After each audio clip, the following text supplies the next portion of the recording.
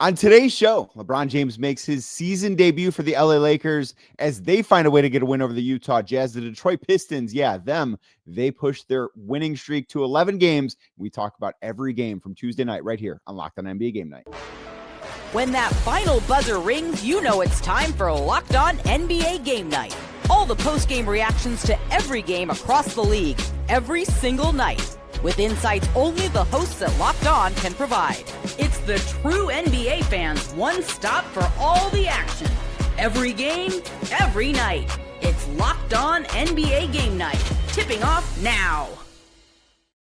What's up, everybody? My name is Cade Cunningham from Locked On Cavs. He's Abdullah Ayubi from Locked On Wizards, and we want to say welcome in and thank you for making Locked On NBA Game Night your first listen today and every day. Because of you, the Locked On Podcast Network has become the #1 sports podcast network in America. You can find this show anywhere you get your podcast. That means Apple, that means Spotify, that means anywhere else. Be sure to give us a 5-star rating, leave us a nice review, and make sure that you are subscribed. And also hit that thumbs up button as we get started on YouTube. Click the notification bell and make sure you're subscribed to the Locked On NBA channel. And today's episode brought to you by FanDuel. Right now, new FanDuel customers can bet just $5. And if your first $5 bet wins, you get $300 in bonus bets to use all across the app. Head to FanDuel.com today to get started. Abdullah, we had a great night in the association, a big return LeBron James. We had a couple of nice wins. The Detroit Pistons pushed their winning streak out to 11 games. We will get to all of it, but right off the rip, what stood out to you from action on Tuesday night, Abdullah? Yeah, first off, I want to say, Danny, this is fun. This is something that I typically don't do, not covering the Wizards, talking about teams that actually win on a day-to-day basis. But I think the biggest takeaway from tonight, LeBron James coming back. I mean, this is a guy coming back for year 23. And for the Lakers, that first half, it was a little slow. They were down by 11 after the first quarter, but then LeBron ended up finishing with 11 points, 12 assists, a double-double. Luka Doncic with 37, 5 and 10 and 4. DeAndre Ayton. The biggest takeaway is that everyone's healthy right now in this Lakers squad, and they're trying to push for that championship run. And the West is pretty stacked. And with this healthy Lakers squad, I think they can make a lot of noise in the West, but we'll just have to see how long can they go before someone goes down. And they're hoping that LeBron James, you got to figure out how you can balance his minute restrictions. And this is how it should be, Danny. LeBron James should be the number 2 guy, maybe potentially number 3 some nights if Austin Reeves is going off. But Luka Doncic should be your 1. I think that LeBron's at the point of his career where he understands that, and that's how he's going to get ring number 5.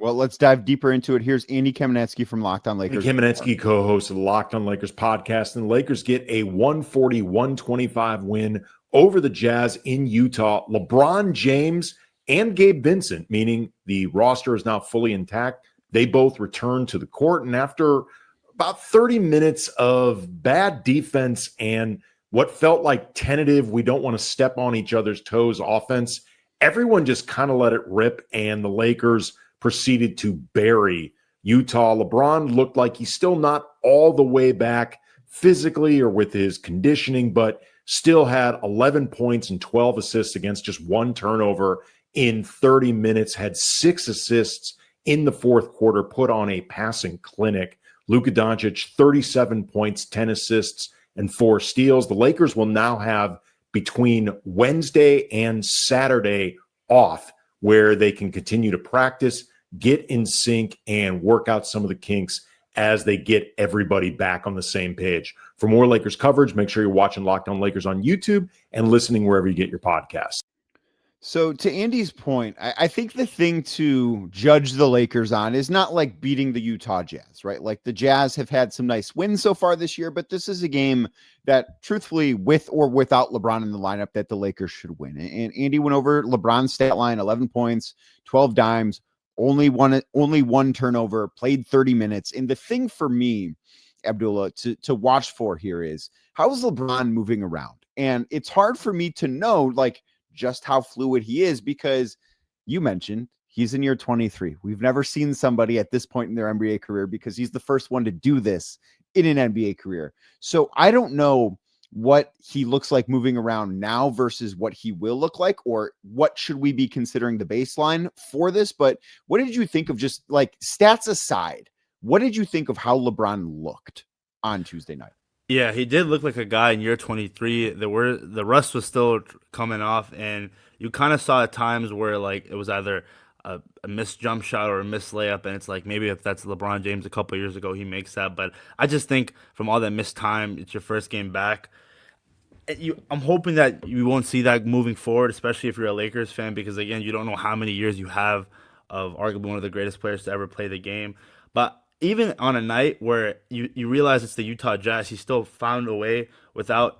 You mentioned one turnover. I mean, for a guy that hasn't played all year, still being able to be that efficient. The assist, 12 assists. I mean, that's great. When you already have another guy, Luka Doncic, who's also diming the ball, I think right now he has to carve out a role where obviously he's not the main ball handler because Luka's taking that role, but being able to play off ball, I wonder how efficient can he be.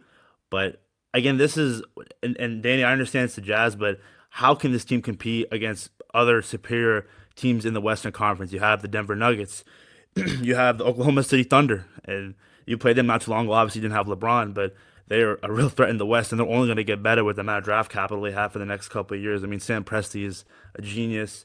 So we'll just have to see. But if I'm a Lakers fan, I think this win, even though it's against the Utah Jazz, I'm happy that everyone's healthy and LeBron looked good. Even Bronny got in the scoring category.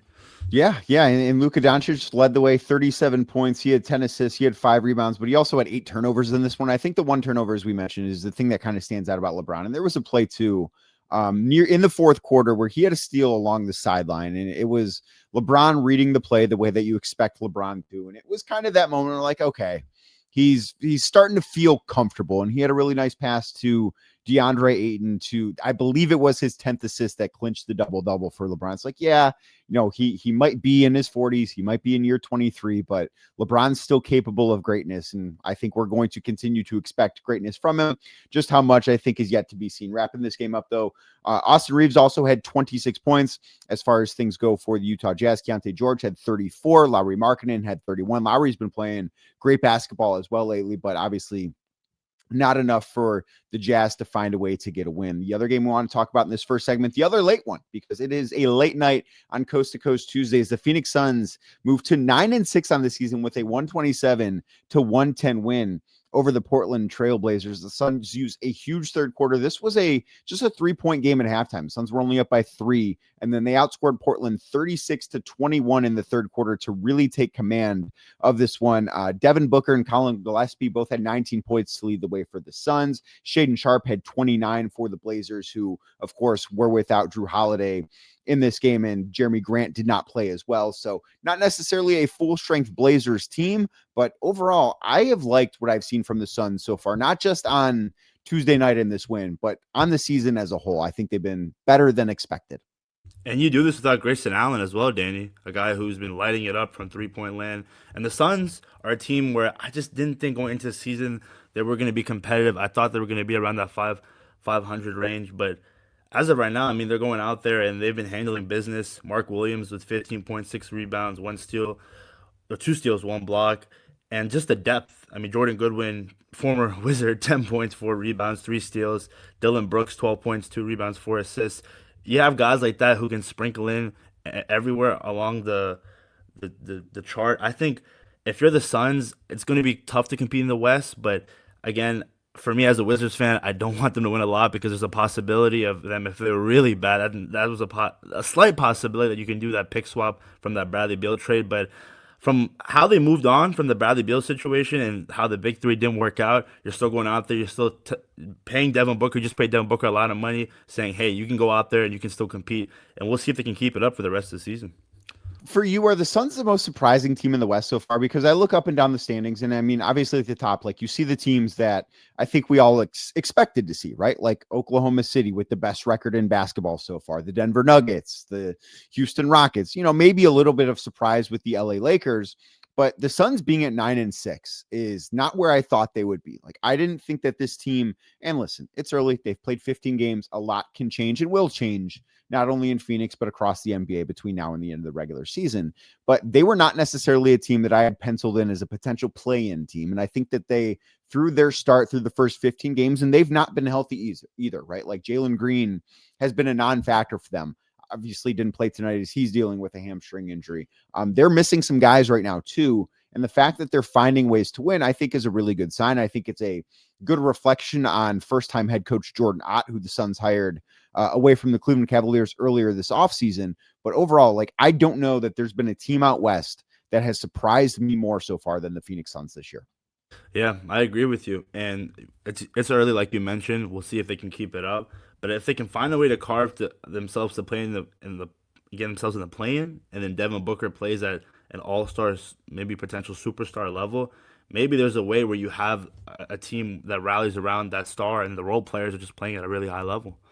It could be, and they will certainly, I think, be a team to keep an eye on moving forward. There's a winning streak, a long one in the NBA right now. Yeah, the Detroit Pistons, they're at 11 straight wins as they took down the Atlanta Hawks on Tuesday night. We dive into that game. Plus, the Orlando Magic in a pretty nice win at home against the Golden State Warriors next right here on Locked On NBA Game Night.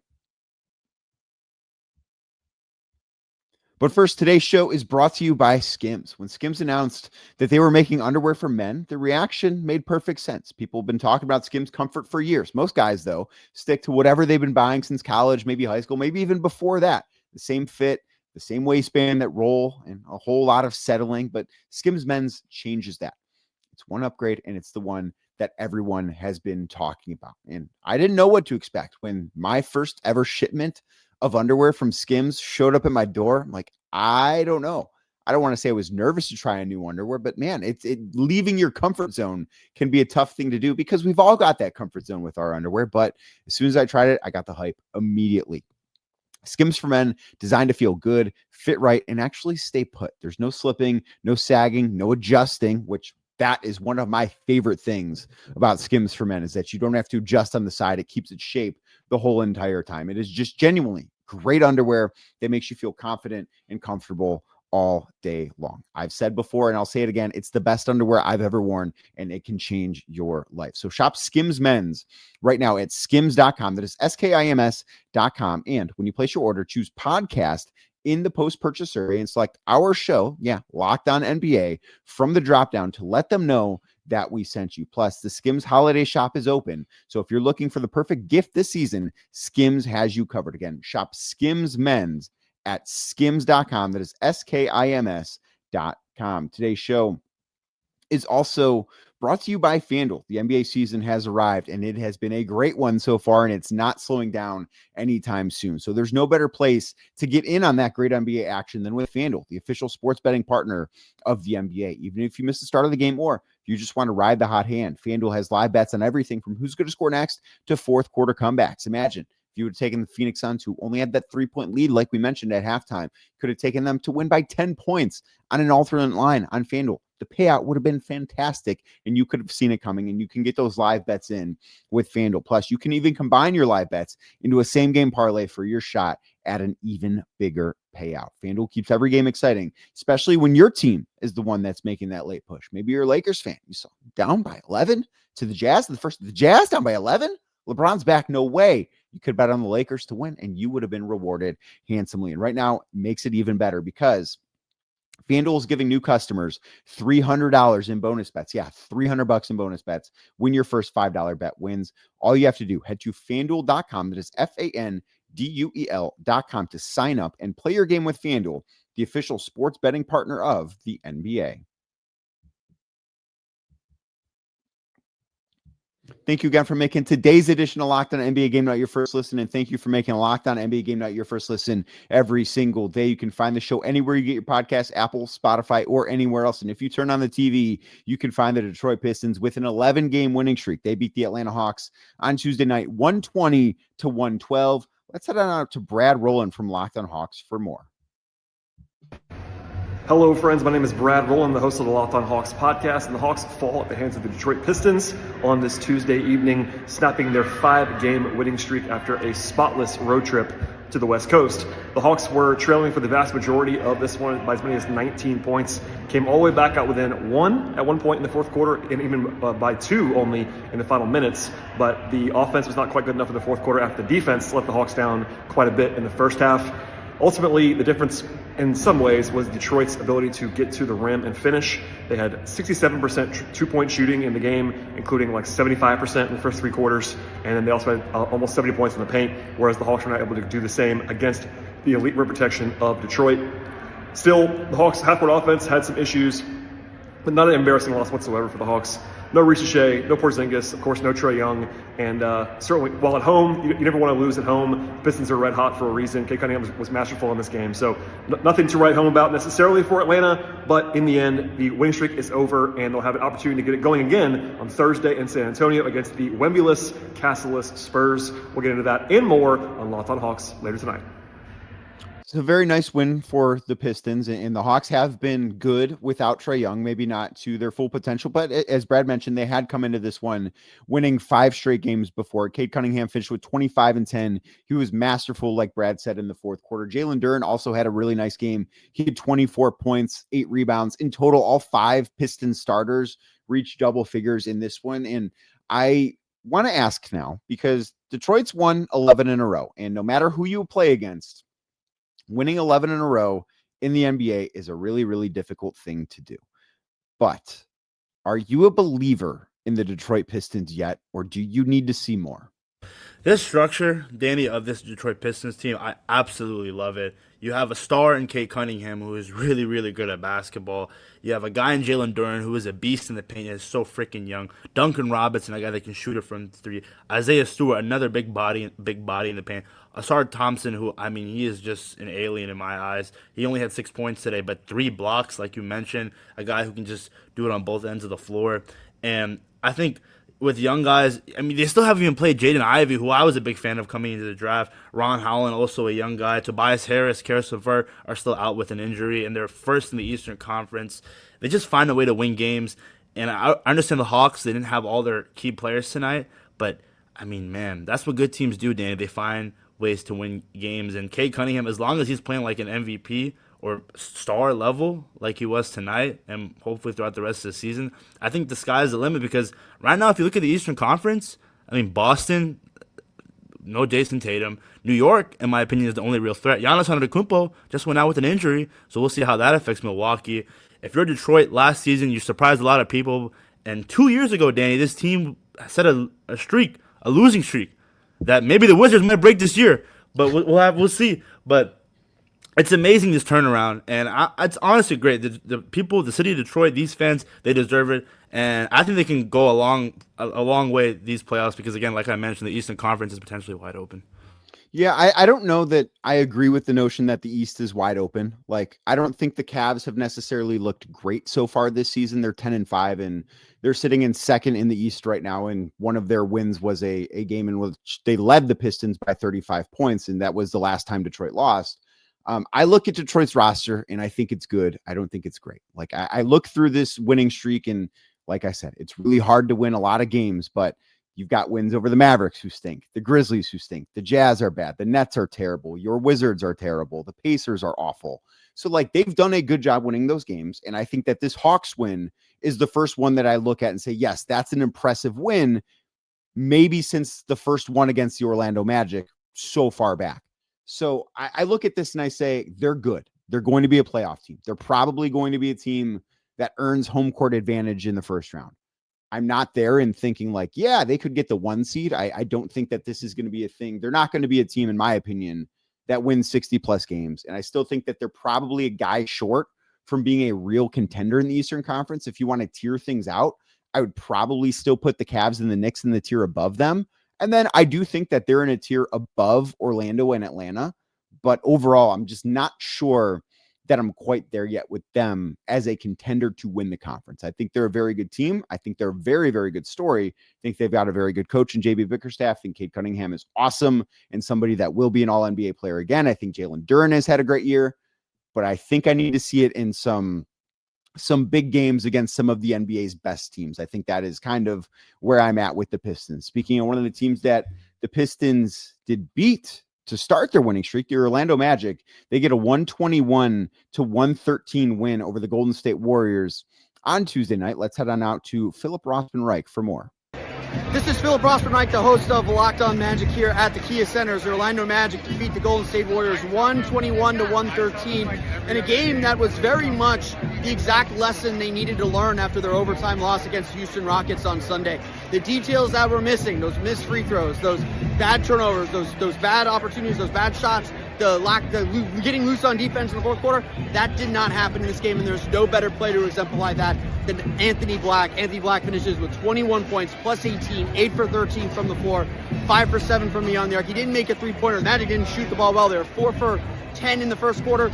They only made 4 more threes, 4 for 22 the rest of the game, but the Magic dominated in the paint with 64 points in the paint. They attacked, they stayed aggressive, they stayed on the front foot. They didn't let Stephen Curry get going, although he had a great first half and was a constant source of attention. They made everyone else beat them. The Warriors could not do that. A huge win, a very nice win, proving that the Magic are still on the right track and moving closer to the team that everyone thinks they can be. Philip mentioned him, Abdullah. I was so impressed with the way that Anthony Black played in this game. And I think that so many people look at this Magic team and thought they had a great offseason, and the Desmond Bane trade was a really good one for them and made them better on paper. But the way I look at it, for the Magic to get to where they want to be, Anthony Black is the guy that has to hit. Like, he has to pan out, because I look at them as a team that just does not have enough in the backcourt right now. And they still can't shoot the basketball. They're still not a good three-point shooting team. I don't know that they ever will be a good three-point shooting team. Like, Jalen Suggs returned from injury tonight and fired off 0 of 7 from deep. But Anthony Black's, his line in this game, 21 points, 4 boards, 2 assists, 2 steals, was a plus 18 in 33 minutes. He, to me, like, not the best player for the Magic in this game, but I felt his impact throughout the night whenever he was on the floor. Yeah, and this Orlando Magic team, Danny, didn't start off too well to start the season. And you're doing this without your best player in Paolo Banchero. And Golden State, I still think the way you limited Steph Curry and Jimmy Butler, I feel like with the depth that you have, and Desmond Bane, who a lot of people were questioning the draft capital that you gave up to Memphis, 23.6 rebounds, 5 assists, 5 steals. That's the Desmond Bane that Orlando traded for, alongside Wendell Carter with a double-double with 17 and 12, Franz Wagner 18 and 8. I think if you have guys that can score in double digits and contribute on different places on the floor, this team, like you mentioned earlier when we were talking about the Cavs and Knicks and Bucks, probably not on the same tier, but I put them in that tier 3 in the Eastern Conference. And who knows, maybe Paulo comes back and has a really good year. And kind of the way the Pistons are structured in a way, you mentioned the three-point shooting, they're not as strong as Detroit, but maybe there's a move that they make at the deadline where they're buyers and get that sniper. We'll just have to see, because again, Paulo Banchero, a young guy, a lot of young guys on this roster. How aggressive will they be? We'll see come the deadline. For Golden State in this one, Steph Curry had 34 points. He was 7 of 15 from beyond the arc. Jimmy Butler, he had 33 points on 10 of 16 shooting, got to the line 15 times in this one, also had 7 boards and 4 assists. The Warriors dropped to 9 and 7 on this season. We've got a few games left. We have the everybody is hurt game between Memphis and San Antonio to talk to you, plus the Boston Celtics take down the Brooklyn Nets. We'll dive into those next right here on Locked On NBA Game Night.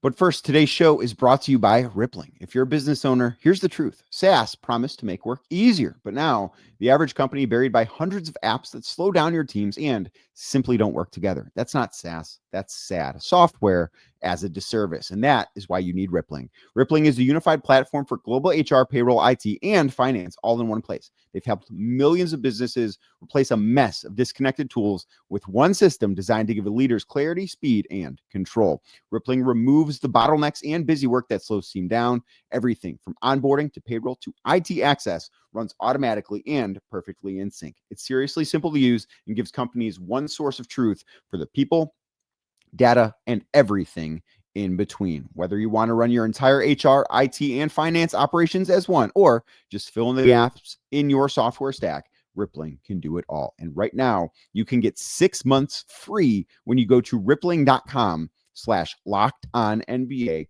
That is rippling.com, rippling.com/lockedonnba, LOCKEDON NBA. Again, rippling.com/lockedonnba for 6 months free.